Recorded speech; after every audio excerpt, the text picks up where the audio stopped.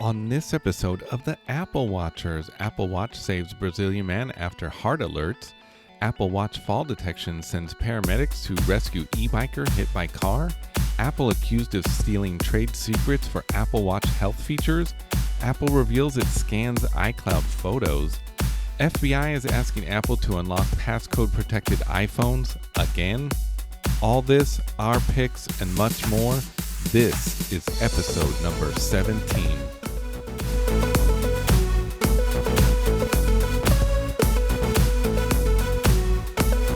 Welcome to the Apple Watchers, a podcast covering all things Apple Watch and many things Apple. This episode and every episode is brought to you by me, Kevin Hare, and my co-host Jonathan Zarco, aka Jay-Z. All right, let's get started. How are you? Good. Hey. It's cold out here today. Huh? I said it's cold out here today. Yeah, it's a little colder. Feels good. Yeah. So I have a couple questions before we get started. Did you complete the Ring in the New Year Apple Watch challenge? I haven't yet. You haven't? I feel, no, that I just, for whatever reason, I don't know why this month it's been difficult for me to hit the 7-day stride. Normally it's fine, but if I don't hit my exercise goal because I didn't ride to work or something, then it seems like I'm not hitting my stand goal. Okay. So I can't get the full 7 days. Oh, man. I'll get it. Yeah. Well, I got mine on the 7th. I was to say, you just knocked it out. I knocked it out, man. I was determined. There was one night I almost wasn't going to make it, and I did it. I was like, I've gone this far. Like, I only need to move, hit that move goal. So another thing is, remember on the last episode, I mentioned that I bought my fiance an Apple Watch. Well, she decided to return it. No, why? What happened? She just didn't feel at this time that it was useful enough for her, and she really didn't dig the battery life. Like, I'm still struggling with my watch a little bit, and then hers was the same thing. By the end of the day, it was like at 30% or so, which is, that's bizarre. That's definitely lower than that Series 4 that I had. You can't turn off the always on, huh? You can, but you're not supposed to have to do that. That was their claim. True. That's right. Yeah. I'm actually testing it because I went to the Apple store to return that watch, and then I'm like, I should just see if they have a Genius appointment so they can look at my watch. So they're supposed to actually call me on Friday and check in on my battery and see how it's been doing. I also want to mention on the last episode, I actually gave the wrong info on the watch. I said that her watch was a 42 millimeter. That would be incorrect. It's a 40 millimeter because it's a Series 5, Series 4, and Series 5 are 40 and 44. So anyways, just want to get that straight. Now, did you see the Golden Globe Awards? This is going back a little ways. I didn't watch all of it, but I did see the Ricky Gervais. Yeah, with Tim Cook in the audience. Yes. Yeah, well, he pulled no punches. I guess the whole show he pulled no punches. I only saw highlights. I actually didn't watch it. But I mean, it was funny. Don't get me wrong, and I think there's a lot of honesty in what he was saying. A little unfair to call out Apple for sweatshops. All things considered. Well, so hopefully that was entirely a joke, because one thing is, I don't think any of us are sweatshop free, if you know what I mean. Like, not just our electronics, but clothes we wear and tennis shoes and, I don't know. So I would guess maybe he doesn't have some sweatshop gadgets somehow. Maybe. But I've also heard he has an iPhone. Can't clarify that. And I mean, just for Apple's credit, so if they don't own the suppliers over there, and they have strict partner requirements, particularly for Foxconn, because Foxconn was one of their major suppliers and manufacturers, and they were having issues with suicides back in the early 2000s. Yeah. But I think a lot of that had to do not with the factory conditions, but just the life conditions of China. Yeah. And there wasn't a lot of hope, and there's not a lot of optimism and setting up for success. And so also there is a large portion of people, or a large number of people who are working there, and you are going to run just from the odds into people that have mental issues. Yeah. And it manifests its way in other ways. So, Yeah. but I know that they've been doing big things to try to help improve working conditions and make sure that people feel valued and they have opportunities to grow and learn and to do other things. And so, yeah, I've also heard the flip side of it is where, let's say they cut hours so they're not working people so hard that some of those people would get upset because they actually want the hours and want the money. Right. They want the income. Yeah. Yeah. It's a tough subject, and it definitely goes beyond our electronics and Apple's electronics for sure. You know, it's a big issue. Like I said, it's happening with our clothes and shoes and all kinds of things. So, but I think the best bet is just to be sensitive about it, and then, do your best to try to support companies that are trying to be better. Yeah. And, less so others. Yeah. Well, I also heard on another podcast, it's easy for Ricky Gervais to say things like this when he hasn't run a company or tried to run a company. He basically runs himself. It's a lot different. He was doing it for the shock factor. Yeah, absolutely. He was essentially, he called everybody out. That's it. Yeah. So everybody who was in attendance got called out, and Apple was there because they now have television shows.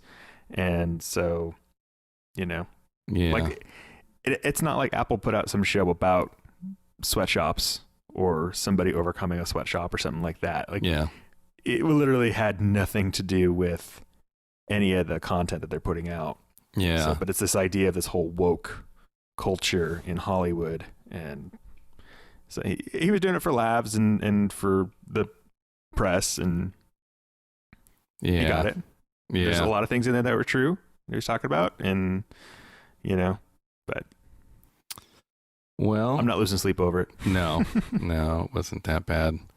Anyways, why don't we dive into some Apple Watch stories? So this first story, we're always covering these stories. Apple Watch saves another life.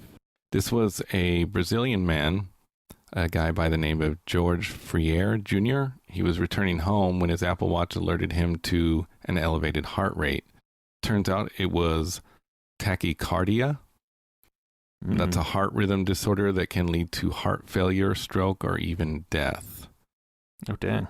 Yeah, it's a common type of heart rhythm disorder, arrhythmia, in which the heart beats faster than normal while at rest. So it looks like he was coming back from Sao Paulo. Yeah, he said when his Apple Watch started buzzing, it said his heartbeat was above 140 for over 10 minutes. Wow, that's pretty high. Yeah. And then when he checked the heart rate app, the surprise was 170 beats per minute. And he was just taking a walk. That's high for a walk. So he went to the ER, the hospital staff. They immediately sent him to be checked. His blood pressure was high and was indeed having tachycardia. It's interesting, though, that he said that he didn't feel it. Like, he had no idea. And I would imagine that if your heart rate is elevated, you feel it. Like when I'm working out, I feel like I feel it. Yeah. Yeah, that's what's interesting, too. I've actually got a few warnings. And mine was like, what was it, like 120? If it keeps happening, I'm going to have it checked, and I'll appear in one of these stories. Yeah. Hopefully not. Yeah, but, that's when I'm glad I'm wearing an Apple Watch, though. Right. So... That's interesting. I remember when I was in college, I had a couple times where I would feel like my heart would just start racing out of nowhere. Almost like a panic attack, but it didn't have the breathing and the other stuff that kind of happened with it. And so I went and talked to it. I would be the same kind of thing. I'd be at rest and I'd go talk to a doctor, and he eventually just said, he's like, "Oh, it's the energy drinks." Like, oh, yeah. And in college, it was a lot of energy drinks, a lot of 5-hour energies to Yeah. right before I hit to work and stuff like that, and it can kind of mess with you. So I imagine too, as people are starting to get older and energy drinks are more and more of an issue, I wouldn't be surprised if we start seeing more and more heart rhythm disorders and things like this too. So yeah, super interesting. Yeah, and just caffeine in general. Because mine, when I get heart rate alerts, it's after I go on a hike, right? And I get my heart rate up to like 160, which is normal during exercise and going up a steep hill and whatnot. But then I come back, sit down, and it stays above 100, right? For over 10 minutes, obviously. But I've had probably 2 cups of coffee already, you know, shortly before that. So that might explain some of that as well.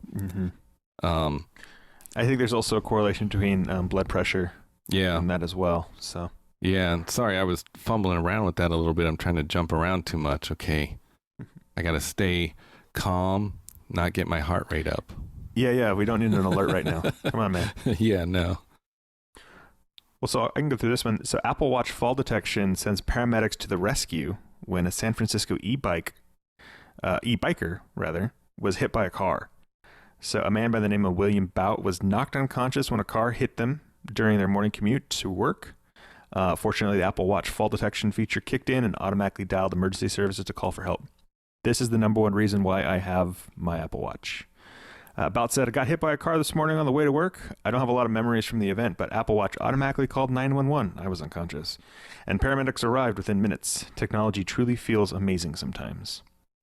So a note, the Apple Watch Series 5 adds international emergency calling as well. So for our international listeners, you'll want a 5.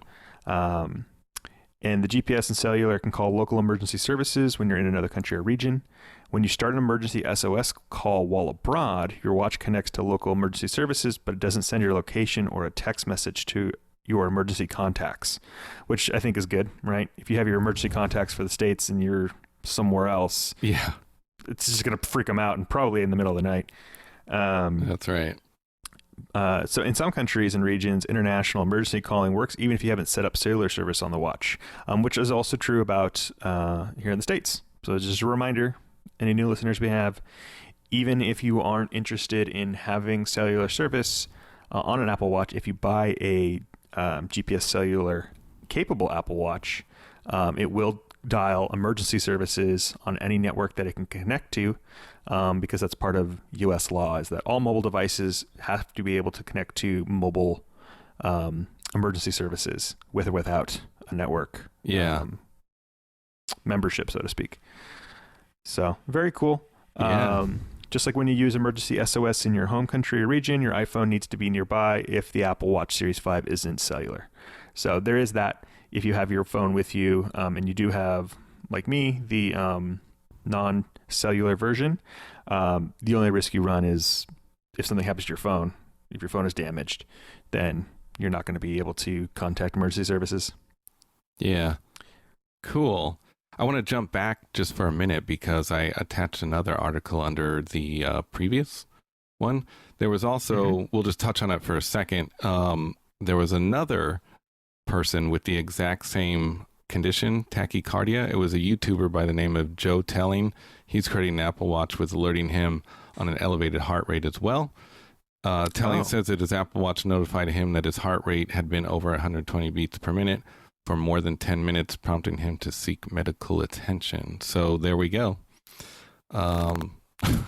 Just like the first Apple Watch story. Very interesting. I wonder if these new features too, or just these all these articles coming out about it, are going to get people more in tune with different possibilities or things that could be happening to them just in terms of their heart health.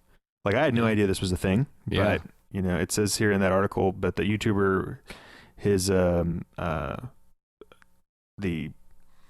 tachycardia was caused by dehydration and stress. Yeah. So yeah, I mean, there's more factors to it. Yeah. Yeah, I didn't even know that. Drink your water. Yeah. Drink enough liquids. Chill out a little bit. Yeah. Yeah. Do some Netflix and chill.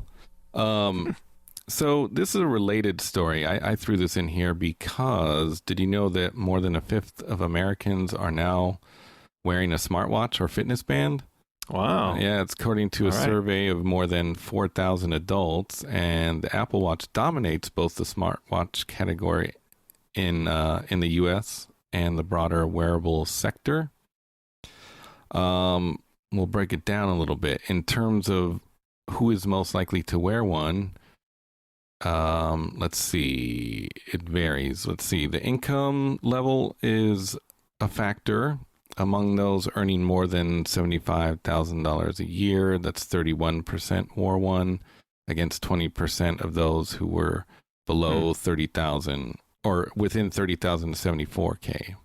That makes sense. Yeah. I mean, if you make more money, you have more disposable income, you're more likely to buy fitness tracker. Yeah, and then 12% for those earning less than 30K.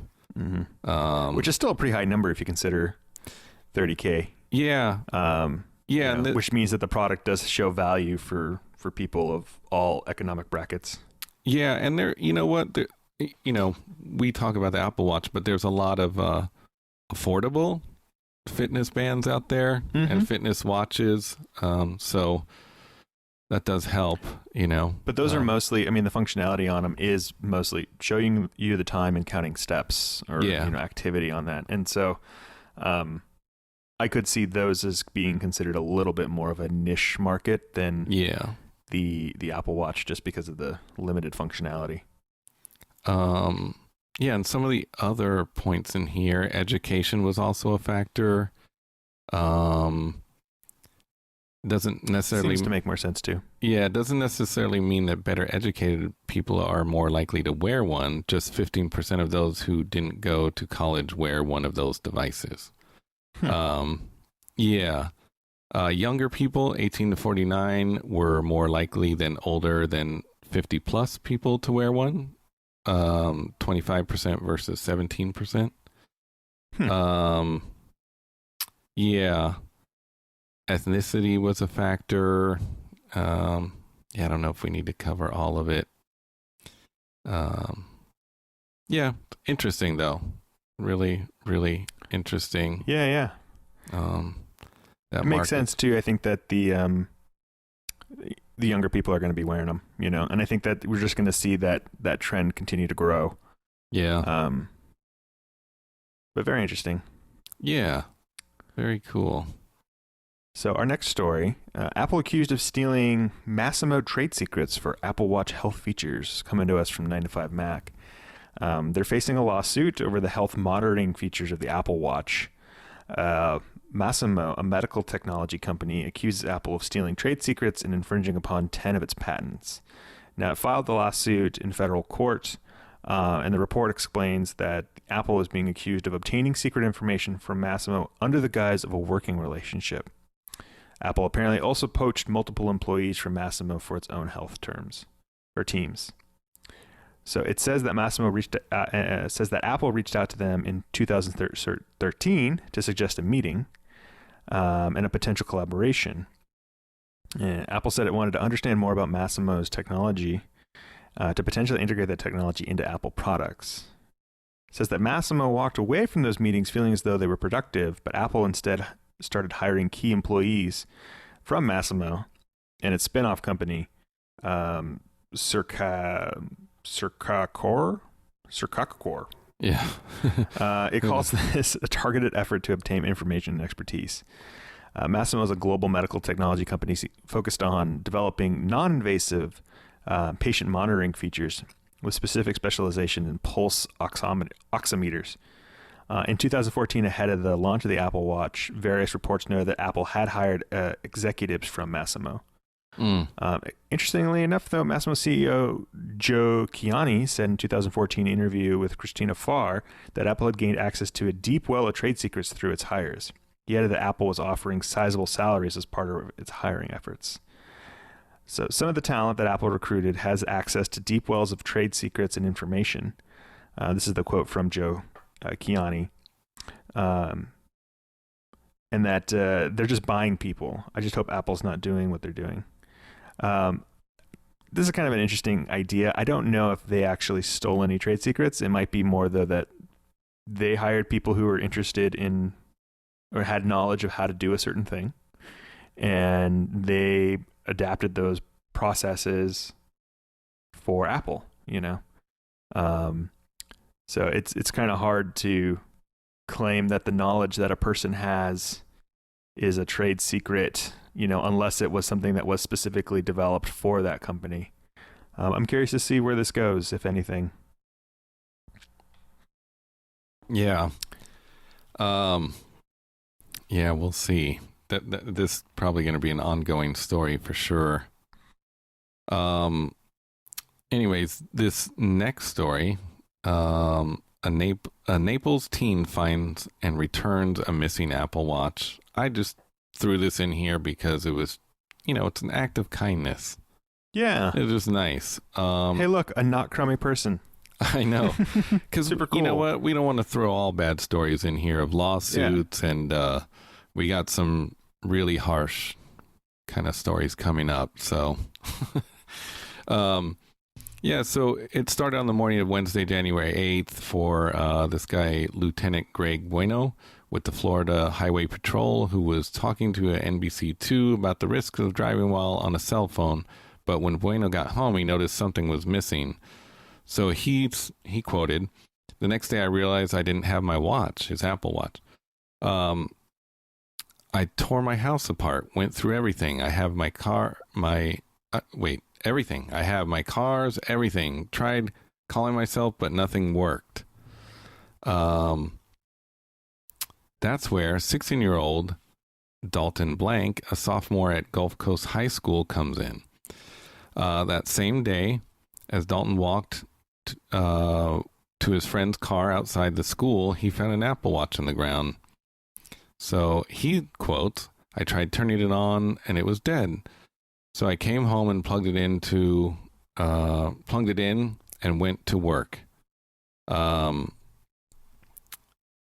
I guess the battery was drained, right? Then he couldn't find out whose it was until it was charged. But a quick phone call off the watch's recent call list helped him track the owner. And that's when he paid him a visit at work." So that's interesting. I guess that's a benefit to not having a passcode on your watch. Yeah, that's as I was reading this initially, I was like, wait a minute. Yeah. I'm wondering though too, he could have also through Find My probably sent a message to it too, so. Yeah. But cool. Yeah. It's a good story. It's good. Yeah. Something good. All right. So now to something bad. Yeah. 2 Minneapolis men charged after stealing nearly $20,000 in Apple Watches and selling them on mom's Facebook.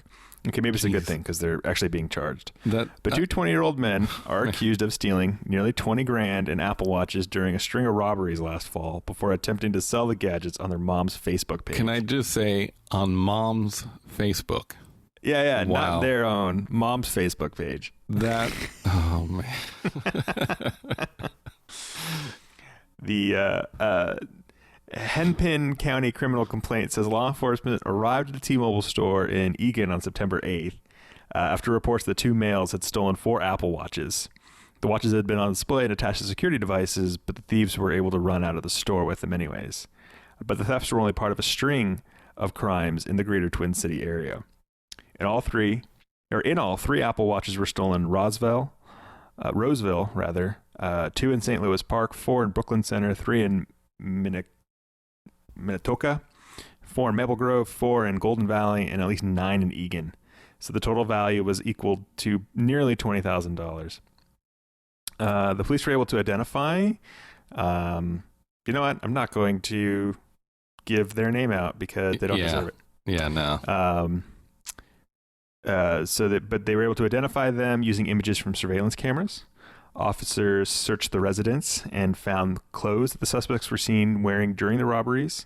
Their mother returned home while the officers were conducting their search. And they were able to identify his accomplice as a 20-year-old other person. Yeah, and it looks like one of the guys is going to face 10 years in prison if found guilty. Oh my gosh. And the other faces 5 years. So Can't believe that. Yeah, wow. the mom's Facebook just kills me. Any mothers out there, don't let your kids have access to your Facebook. You just never know. You just never know. Oh man.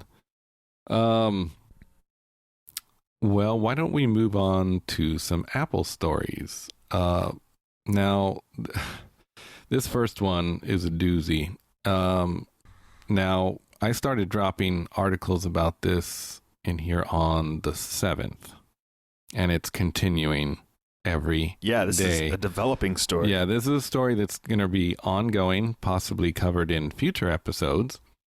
Yeah, and related stories have been covered in the past.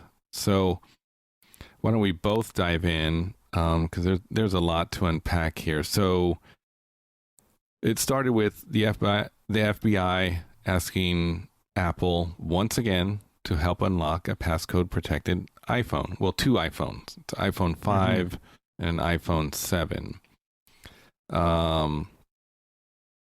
Says it on January 6th, there was a letter sent to the General Counselor, Catherine Adams. The FBI has asked Apple to help unlock two iPhones that investigators believe were owned by Mohammed Saeed Rani, who carried out a mass shooting at a naval air station in Florida last month. So the report had claimed that the iPhones are passcode protected and that one of them appears to be damaged by gunfire. Yeah, I think the guy actually shot it himself, from what I've heard. Interesting. And then Apple said it has already provided all of the data in possession to the FBI. Apple quoted, "We have the greatest respect for law enforcement and have always worked cooperatively to help in their investigations. When the FBI requested information from us relating to the case a month ago, we gave them all the data in our possession, and we will continue to support them with the data we have available." So from there, this story just keeps going. Right, because the Attorney General starts coming in and saying that Apple should unlock it. Yes. William Barr, right?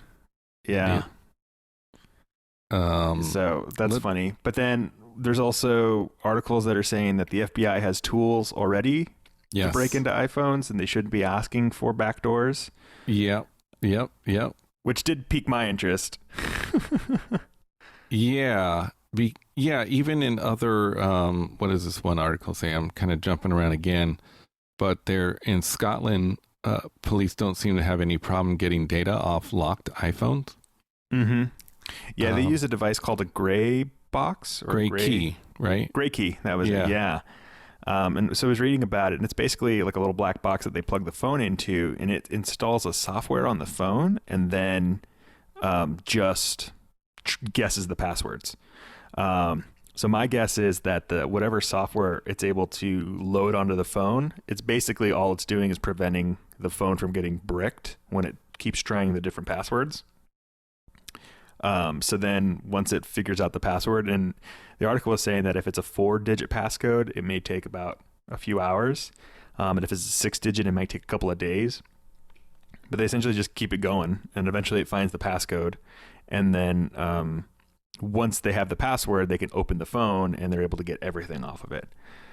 So yeah, and apparently they can unlock an iPhone 11 Pro Max. So yeah, this is I don't know. This is where it starts to get really complicated, and obviously it's really complicated for Tim Cook, because they've been battling with the president over trade issues, right?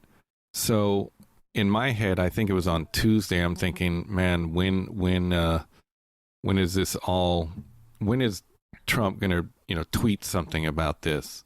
And it's almost like it's almost like I predicted the future, the horrible future.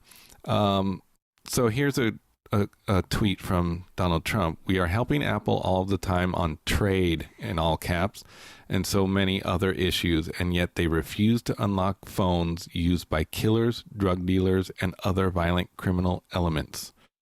They will have to step up to the plate and help our great country. And then all the rest is in all caps. Now, ! Make America great again. The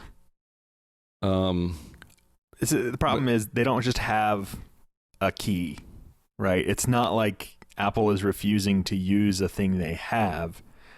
They would have to build and write and make that kind of a tool. Yeah. And when they do that, then it becomes inevitable that somebody else is going to be able to get that. Like I'm wondering too, if the tool that the FBI has and that the one that the law enforcement in Scotland has, if it still doesn't allow them to get into actually encrypted data. But if there is anything on iCloud, Apple will give it up with a warrant. Yeah. So anything on really iCloud. It's just making sure that law-abiding citizens are protected by not building that. Yeah. From, as I recall too, that San Bernardino shooting, what was that, a few years back?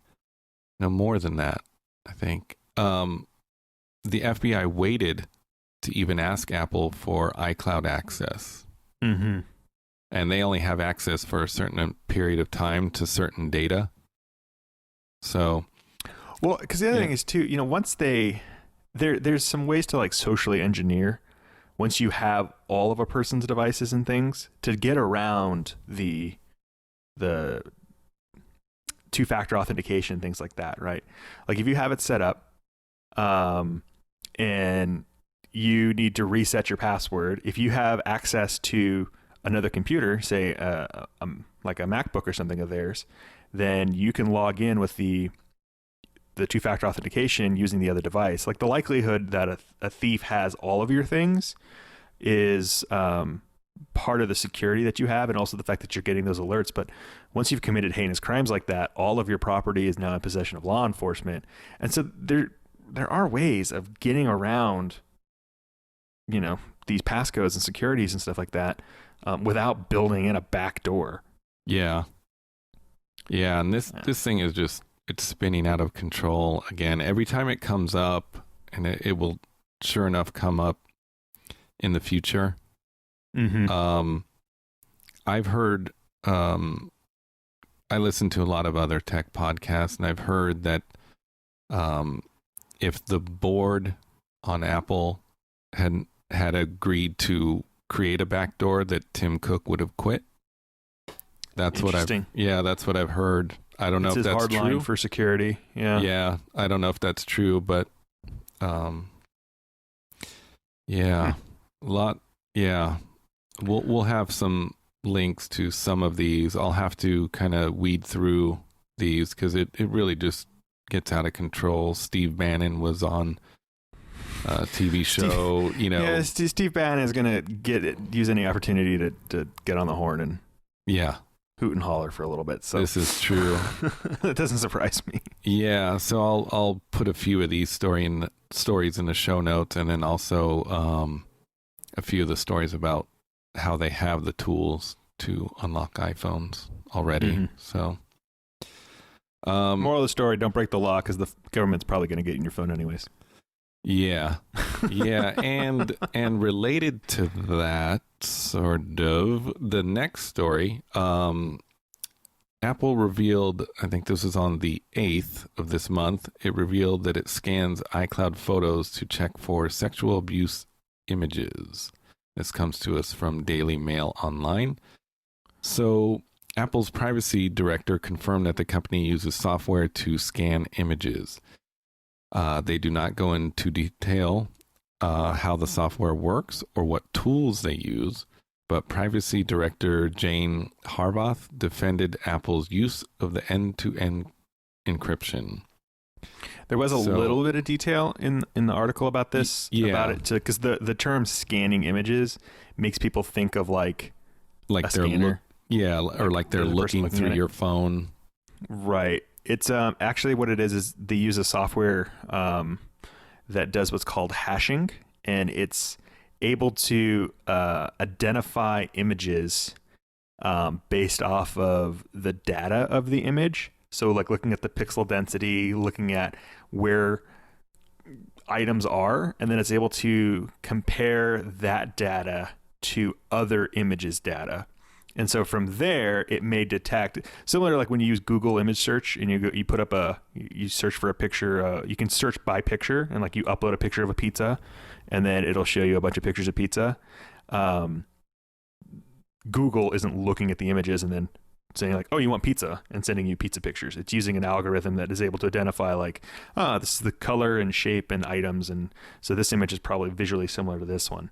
That's the same kind of technology that's being used here in iCloud, and so it's just kind of sad because it's set against a library of sexual abuse images, and so I'm sure once things get flagged, then they might get viewed.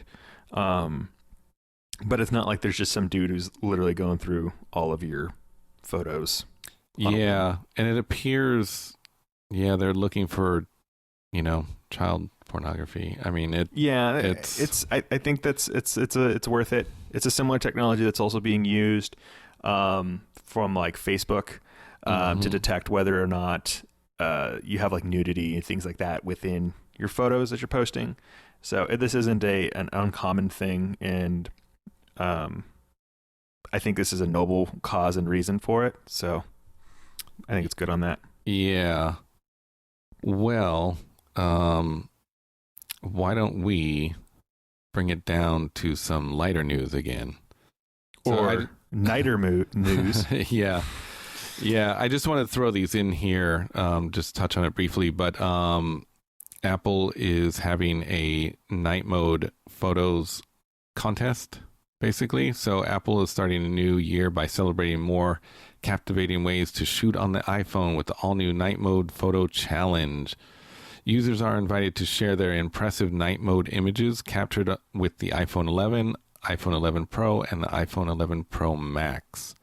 The contest began on the January 8th and runs through January 29th. So you still got time. And Apple's in search of the most stunning night mode shots from users around the world. The panel of select judges will evaluate the submissions and reveal 5 winning photos on March 4th. The winning photos will be celebrated in a gallery on Apple Newsroom, Apple.com, and Apple's Instagram. They may also appear in digital campaigns, at Apple stores, on billboards, or third-party photo exhibitions. That's cool. Yeah. And I'm sure they'll pay for that too. Yeah. Because I've seen a lot of those like shot on iPhone campaigns and stuff. And yeah, actually, I'm looking forward to seeing some. I myself don't get a chance to take many night mode photos, but I'd definitely like to see what people can do with them. The night mode is amazing. Yeah. I've used it to take pictures like in a Mexican restaurant that was super dim lit, and the pictures came out brighter than it was actually lit. Like I could see the people in the pictures better than I could actually see them in person. Yeah. So it's cool. It's incredible. Very cool. Next story. So future Apple Pencil may feature full touch sensitive controls.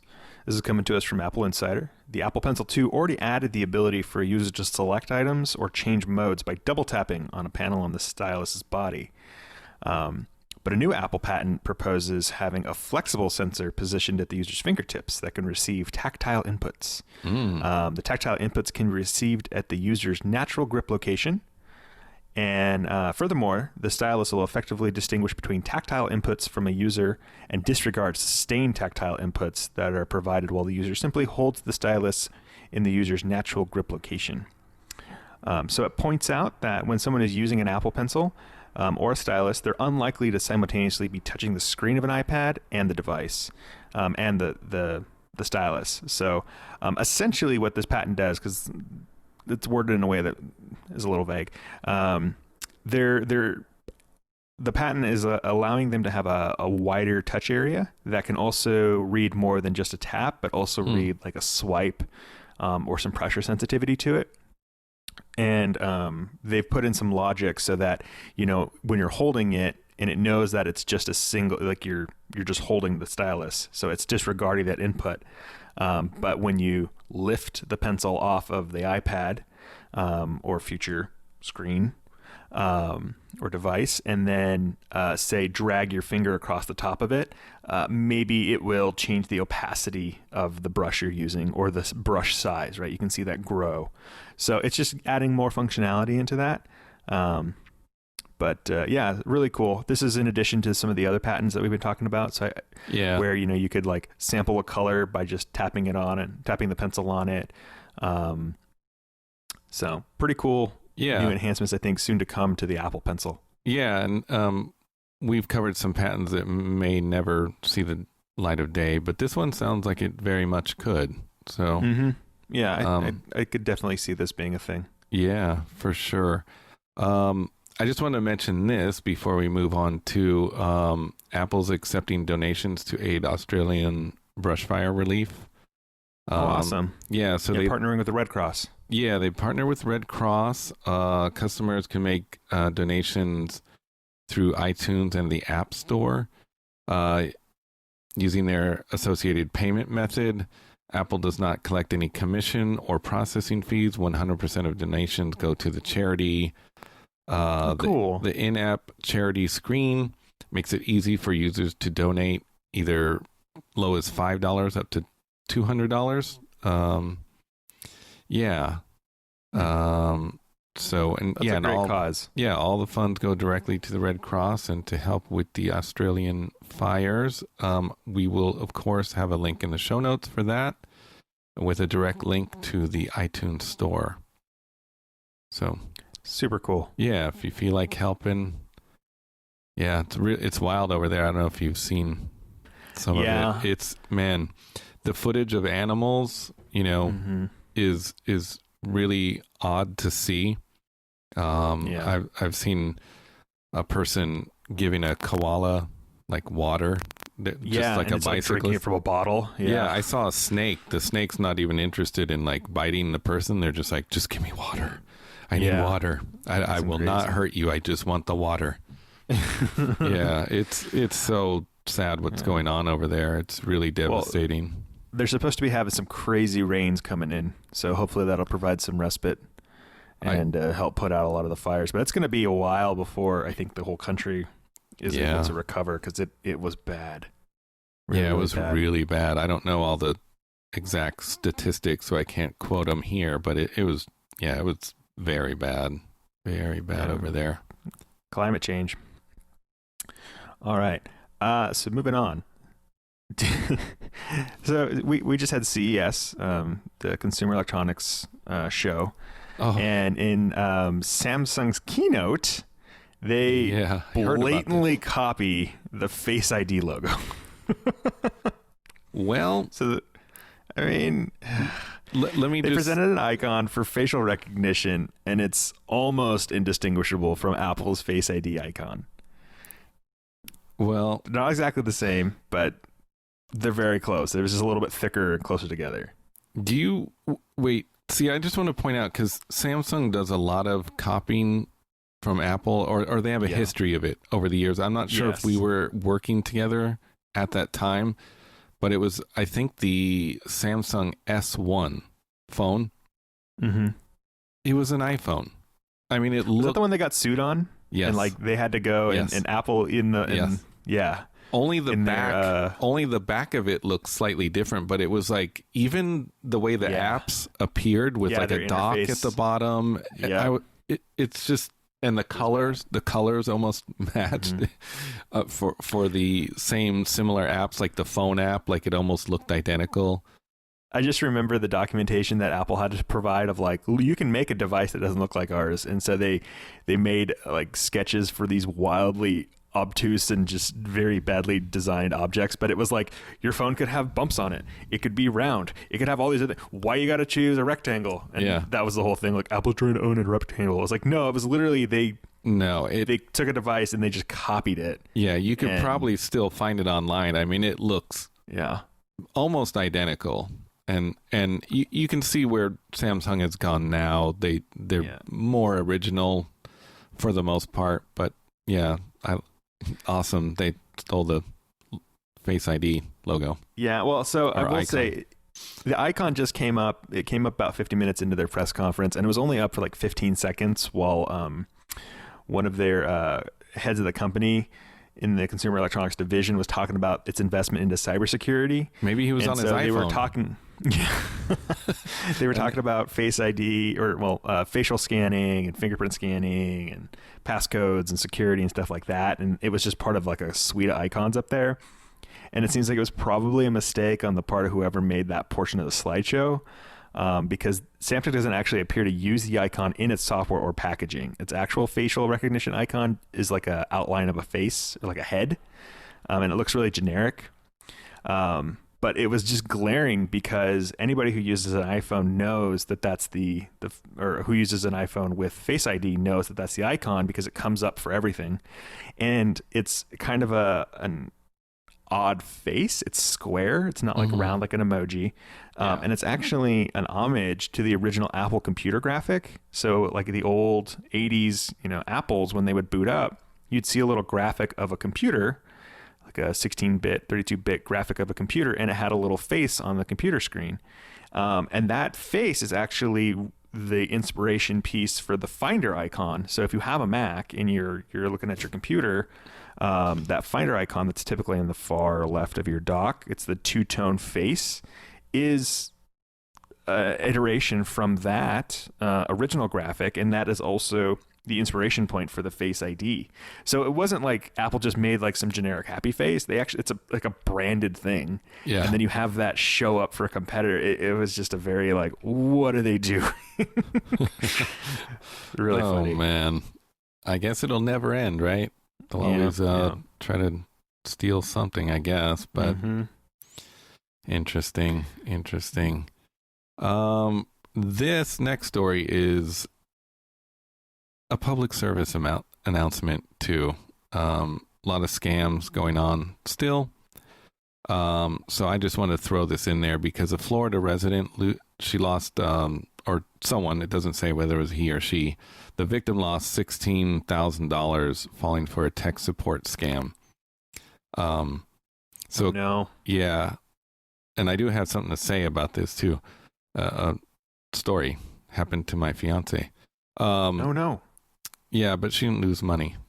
According to media reports, an unnamed Cape Coral, Florida resident received a call from someone who said they worked at Apple support. It's not clear what took place during the call, since it happens that the actual victim wasn't interviewed, but apparently the attacker was able to gain access to the computer and use personal data to steal $16,000. Oh wow. Yeah, and this is happening over and over to people, and this will probably not be the last time that we mention it, but Apple will not call you. Typically, any other company will not call you. Microsoft, any of them, Google, they're not going to call you. You have to call them. So if there is something wrong with your computer, they have ways of mitigating it, right? Like if your computer is attacking their servers, they'll just knock your computer off of it. Well, and they let you deal with your own issue. You about it. Put it this way too: is we've all had something go wrong with our devices. No one's calling, so they're not going to call when they see something financial, and they don't have access to your finances. No. So just be careful. They're using social engineering, phishing. This one was a phone call. Be very suspicious of unexpected calls. Don't trust. Likewise, emails. Yeah. If you can there are some very sophisticated emails nowadays coming out that look like PayPal and Apple. Yeah. Well, and when you click the link, though, you notice you're not going to PayPal's website or Apple's website. Yeah. Be careful because you'll see like typically a misspelled word, maybe even in the URL. But and figure if they're sending you an email and it's a PayPal logo, Apple logo, you can find those logos online and create an email. So that's what they're doing. It's not hard to take an actual Apple email, pull the assets out of it, and rebuild it. Yeah. So first level, entry level developers do it all the time because you're learning how to rebuild a thing, right? Yeah. So I think this might have been the same day that I dropped this into the doc, this story, that my fiance received a call from an Apple tech support, quote unquote, while she was at work. And they did the same thing, kind of tried to get her to be scared, but she knew what was going on right away. And so they asked her, do you have access to like another device or something? What do you mean? She said, a computer or something. She's like, no. Oh, I do have a radio. Can you access that? And they paused for a second and then they hung up. That's funny. So yeah, she just wanted to keep them on the phone a little bit longer, but yeah, burn their time. Yeah. So just beware, be vigilant, trust nobody. Again, I feel like we've covered this, like a similar story before on previous episode. These big companies are not going to call you unless they're scheduled. Like I said at the beginning, someone's going to call me about my Apple Watch battery. I'm expecting that call tomorrow at like 7 p.m. or after. Yeah. But they're not going to call you out of the blue. And they don't have access to your finances, and nor do they need access to your finances. So don't give any of that information out ever. Ever, never. And I mean, if you are in doubt, you can always go into an Apple store and talk to them directly. Yeah, and you can also get the Apple number. I believe, if I'm not mistaken, it's 1-800-MY-APPLE. You call there. You call them. You call them. Yeah. So. Yeah. So anyways. All right. Moving forward. Mystery MacBooks spilled in new filing ahead of release. Could it be, Kevin? Could it be? I know. I'm excited. Apple has filed for approval of a new MacBook ahead of its official debut. Come on. Listing in the Eurasian Economic Commission database reveals a model number of A2289. But make it 1 inch bigger. Yeah. Its description confirms it is a portable Mac. So we have been talking about this before. 13-inch MacBook Pro? That's what I'm thinking. 14-inch? Apple revamped the MacBook Pro last year and introduced a much improved Magic Keyboard, better cooling, more powerful internals. But if you want all that today, you have to purchase the 16-inch model, which some would say is unwieldy, but I disagree. Yeah, it's the same form factor as a 15-inch, which yes, agreed. It's not like the old 17-inch. No, that thing was massive. Yeah, because it was 17-inch diagonal, right? And then it had the bezel around that. Yeah. That was a beast. It was pretty crazy. So we're expected to see these same improvements hit the 13-inch MacBook Pro earlier this year, and it seems Apple could be taking steps to gain approval for the machine. So very cool. Yeah, cool. I hope it happens. I need one. I just can't afford that 16-inch. It's inevitable. It's coming. Yeah.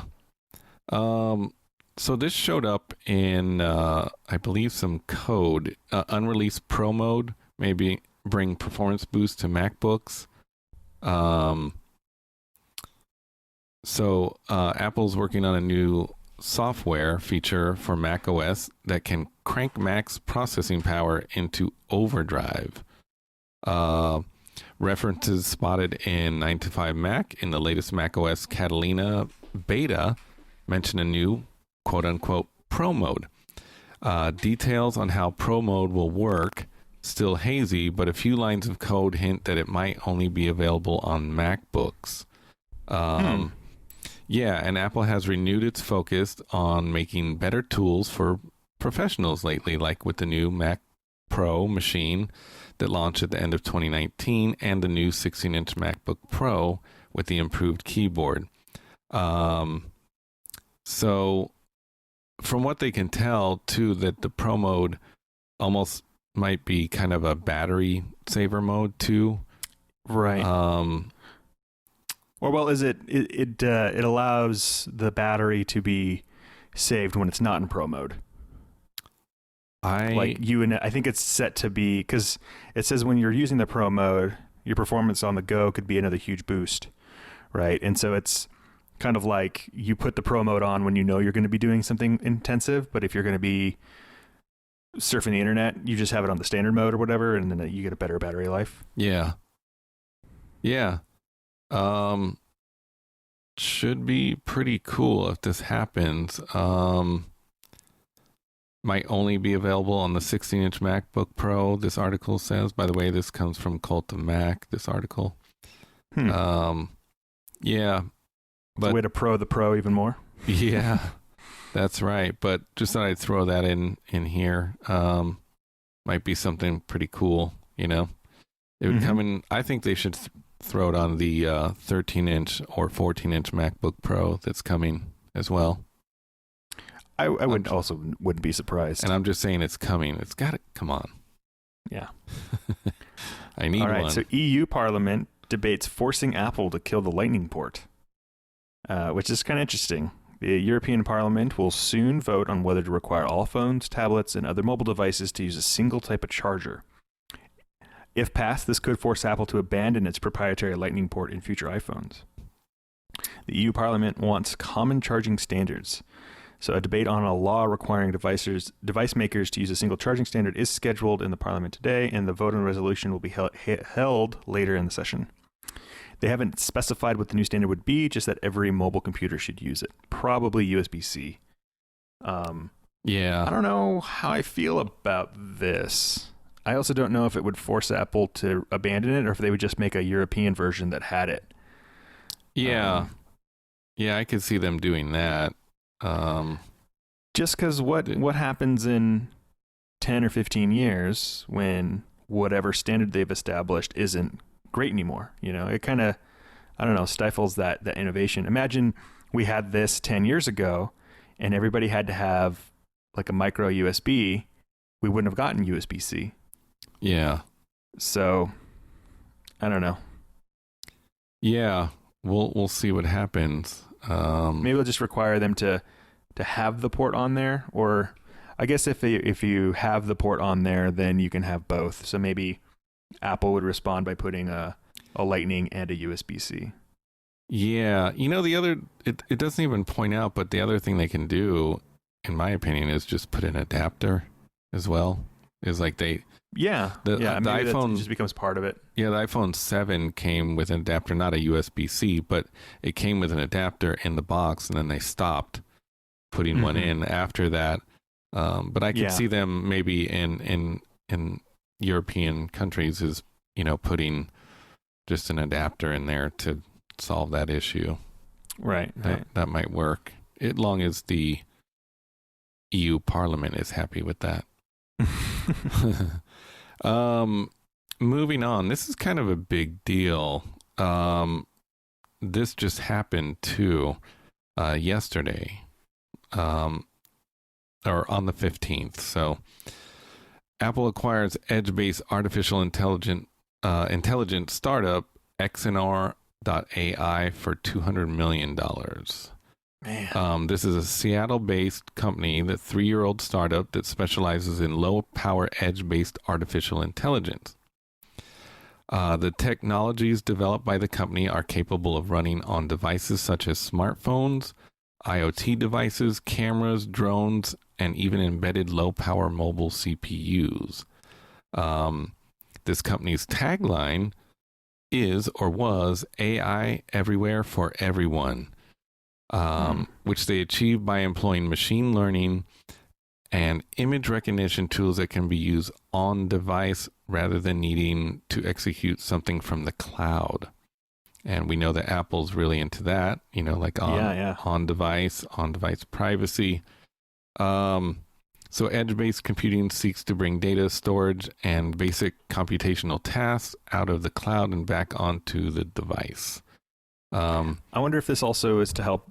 I mean, there's possibilities in optimizing data storage on your device so that having, you know, say 128 gigabyte hard drive could be utilized as if it was a 256, you know? Yeah. Says too that the end goal is to improve response times and save bandwidth. Yeah, there you go. Yeah. Also, edge-based AI would allow for faster programs that would use significantly less data. Additionally, by keeping the data out of the cloud, it offers more secure system than the alternative. Super cool. This company too has also created a self-service platform to make it easier for software developers to employ AI-centric code and data libraries into apps. This definitely sounds like something Apple would be interested. I will also be placing in our For Your Entertainment section a link to this company, Xnor.ai, their channel on YouTube, because there's a whole lot of videos there showing what they can do and what they have done. So, yeah, pretty cool stuff. I actually haven't even dived into it enough, but I hit the subscribe button on that channel, and we'll be definitely checking it out. So, pretty cool stuff. Yeah, the future's going to be wild, man. Yeah, pretty cool. And why don't we move on? Speaking of For Your Entertainment, just a couple things in there. I actually put the article to this, which has 2 videos.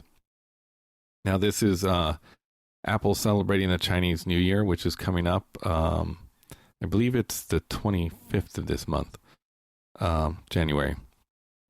Apple has shared a heartwarming short film about 3 generations of Chinese women coming together for the Chinese New Year. The video, starring the lead actress Zhao Jun, was shot on the iPhone 11 Pro. It's prominently featured on Apple's website in China, Hong Kong, and Taiwan. The short film was directed by, I don't know if I can pronounce his name, Theodore Melfi, and cinematography Golden Globe Award nominee Lawrence Sher. I watched the video, both. It's pretty cool. I will say that it's always funny to watch the shot on iPhone videos and the making of, because the making of is just, they have all this big, giant gear, lighting equipment and stuff. Lighting equipment, all this holding the little iPhone. I mean, even the 11 Pro Max starts to look little. It's just kind of funny to see. But the video's really great. It's shot really well. It is still kind of amazing that it's shot on an iPhone 11 Pro. And this article just points out that this also relates to they're having some new Apple sessions there in China, and there's a whole gift guide coming up. So it's pretty cool. It's worth watching both videos. They're a little bit longer because they're not like a commercial. I think the first these are actual short films. Yeah, they're like 8 minutes, something like that. Cool. So, and this next one, this is me, right? This speaks right to me. Oh my God, yes. Yeah, you got to see this one. This one has a video attached to it too. Someone made a guitar made of 106 iPhones, and the guitar actually works. Wow. Yeah. Oh, that's wild. Yeah. So it's like a bunch of the backs that are assembled together. Yeah. I've done a little guitar building in my time, and I would, wood can be touchy enough to work with.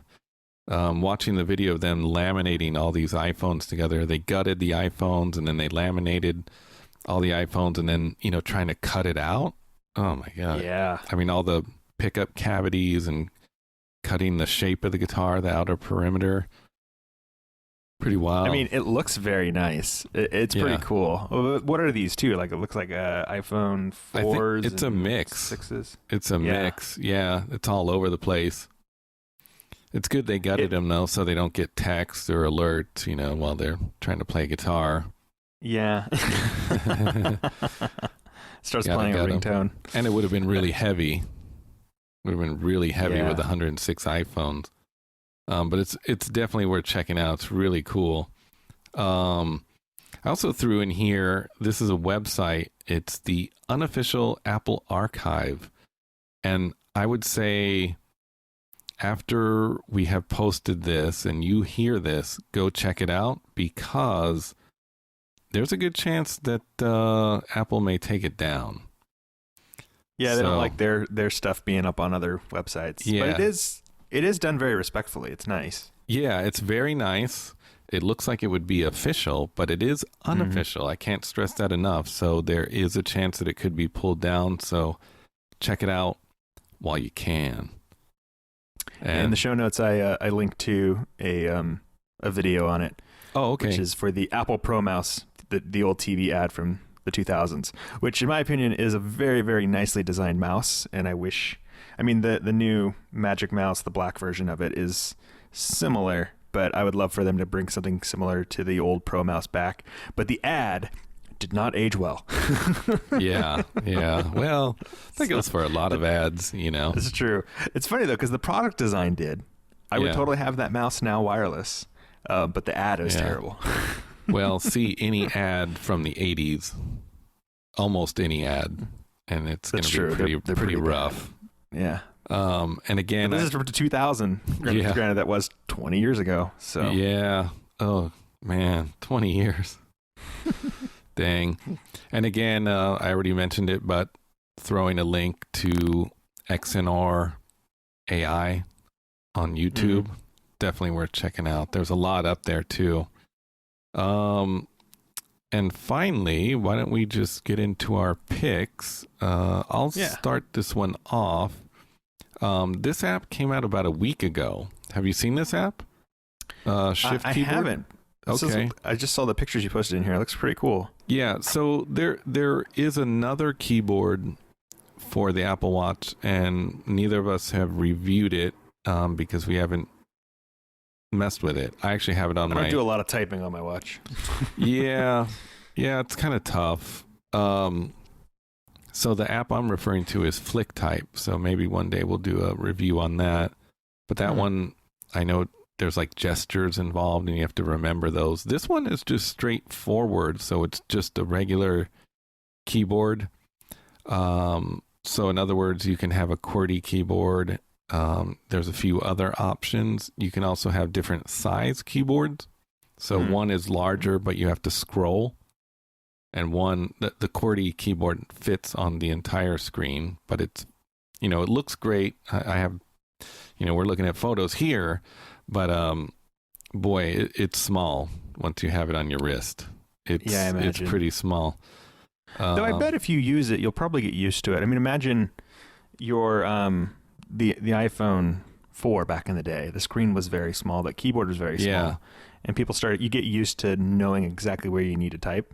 Yeah. So if you are the kind of person that needs to type out a couple things real quick, it's kind of cool. Yeah, it's neat. And obviously, Apple doesn't allow, keyboard integrations like on the iPhone, right? They don't allow that on the watch right now. So what this does is you open the Shift Keyboard app, you start typing. The word prediction's pretty good too.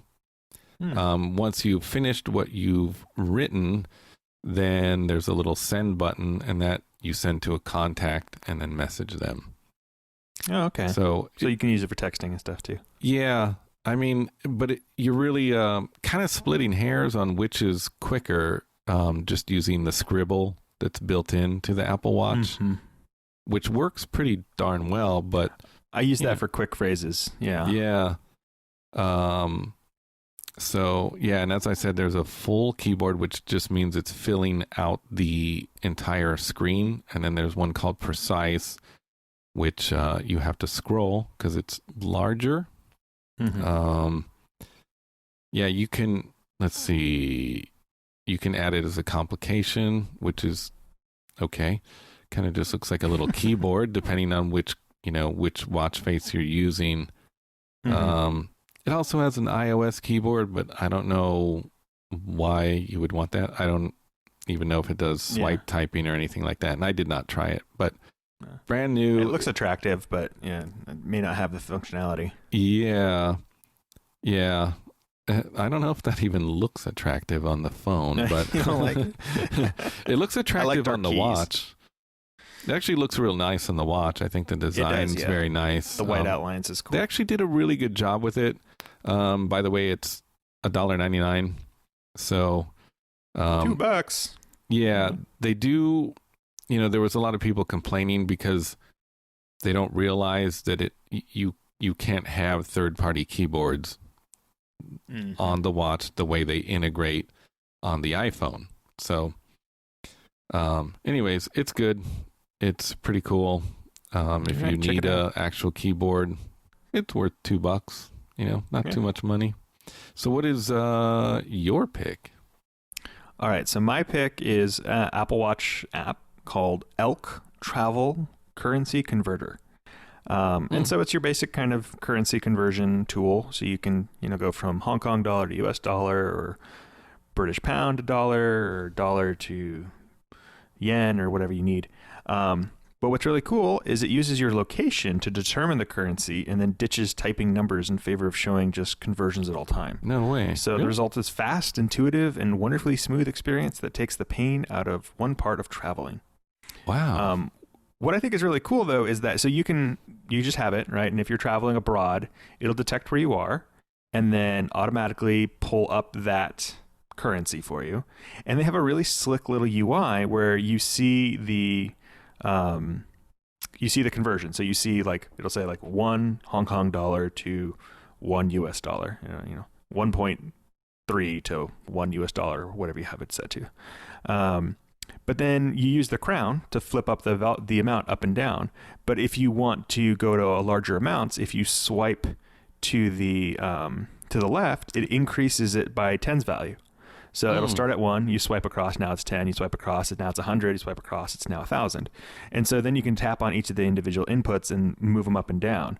So it's really nice and quick to go from 5 yen to 1,000 yen, just by swiping and then converting it. So you can get the exact number right there. And so, I was checking it earlier. Looks really cool. We're planning a trip to Europe later, so this will be good for jumping around from different countries and getting an idea of what things cost. I'm also looking at later tonight hotels and things like that too. Later tonight, we're going, man, right now. Yeah, they're almost out. Later this year, just for a quick trip for the weekend. For the week, whatever. It's cool. On your private jet, right? Yeah. Cool. So, Elk Travel Currency Converter is free. There's a pro version that I think unlocks more currencies.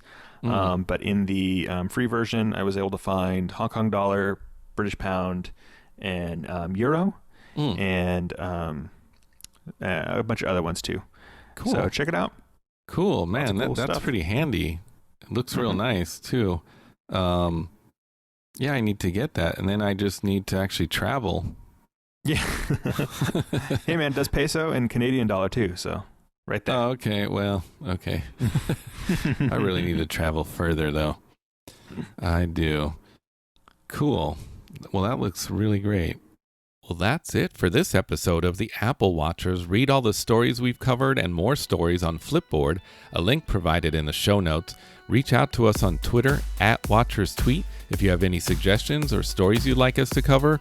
We're available on Apple Podcasts, Spotify, Google Podcasts, Stitcher, TuneIn Radio, Overcast, or wherever you get your podcasts. Ask your smart speaker to play the Apple Watchers podcast. Please subscribe and rate us wherever you listen. And thank you for listening. Until the next episode, I hope the only complications in your life are the ones on the face of your Apple Watch.